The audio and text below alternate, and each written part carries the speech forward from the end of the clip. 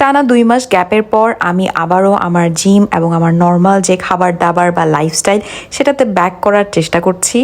আমি ভেবেছিলাম হয়তো 2 মাসে প্রচুর ওজন বেড়ে গেছে বা ফ্যাট বেড়ে গেছে, বাট মেজারমেন্ট নেওয়ার পর দেখলাম ওজন তেমন একটা বাড়েনি এবং ফ্যাটও তেমন একটা ইনক্রিজ আসলে করেনি। কারণ আমি রেগুলারলি যখনই জিম করতাম রেগুলারলি আমি ওয়েট লিফটিং করতাম। অনেকের মধ্যে একটা ভুল ধারণা আছে যে ওয়েট লিফটিং করলে বা জিম ছেড়ে দিলে হঠাৎ করে তারপর কি ওয়েটটা বেড়ে যায় কিনা, বাট না, এটা যদি হেলদি একটা লাইফস্টাইলের মধ্যে দিয়ে যাওয়া যায় বা খাবার দাবারটা মেনটেন করা যায় তাহলে ওয়েট অতটাও বাড়ে না। আমি আজকে অনেকদিন পর শুরু করাতে হালকা চেস্ট এবং বাইসেপসের এক্সারসাইজ করেছি, সাথে কিছু ফ্রি হ্যান্ড এবং অ্যাবসের ওয়ার্কআউট আমি রেগুলারলি করি, সেগুলো করেছিলাম। এরপর আমি হালকা গ্রোসারি শপিং করার জন্য উৎসবে গিয়েছিলাম।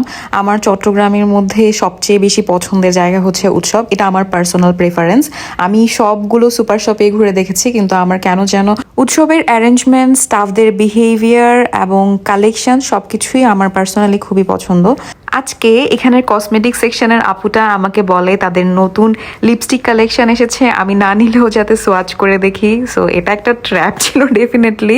আমি অনেকগুলা লিপস্টিক সোয়াচ করেছিলাম, সবগুলার আসলে ভিডিও ক্লিপ নেওয়া হয়নি। কিন্তু আমি যত লিপস্টিকই দেখি না কেন শেষ পর্যন্ত আমি নুড কালারের একটা লিপস্টিক কিনে বাসায় ব্যাক করি। এই যে আমি বাসায় এসে যখন টেস্ট করে দেখছিলাম, এরপর আমি মাথায় হাত দিয়ে চিন্তা করলাম খুব রিসেন্টলি আমি সেম কালারের একটা লিপস্টিক কিনেছি, বাট হোয়াটএভার, আমার কাছে কেন জানি মনে হয় আমাকে নুড কালার ছাড়া মানায়ও না। এবং লিপস্টিকই একমাত্র কসমেটিক্স যেটা আমি ইউজ করি বা অ্যাপ্লাই করতে পারি।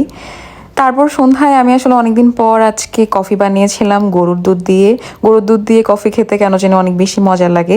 আমি বিনিসের এই 2টা ফ্লেভারের কফি মিক্স করে কফিটা বানিয়েছিলাম। সাথে আমি থাই নুডলস রান্না করেছিলাম, যেটা ক্লিপ নিতে আমি একদমই ভুলে গেছি। এরপর রাতে আমি টক দই আপেল মিক্স করে খাচ্ছিলাম, বাট আপেলটা একদমই মিষ্টি ছিল না। তো এটা একটা টিপস, আমি মিষ্টি লাগার জন্য যখন ডায়েটে থাকি তখন হয় দারুচিনির গুঁড়া বা সিনামন পাউডার অথবা মধু অ্যাড করি। এটাতে আমি সিনামন পাউডার অ্যাড করে খাচ্ছিলাম। এরপর ঘুমানোর আগে আমি হালকা একটু বই পড়ছিলাম। ইউজুয়ালি ইংলিশের ফিকশন বুক আমার একদমই পছন্দ না, কিন্তু এই বইটা রিসেন্টলি খুবই হাইপ, তাই বইটার হাইপের রিজন জানার জন্য আমি কিনে একটু হালকা পড়ার চেষ্টা করছিলাম। This is it, thank you so much for watching.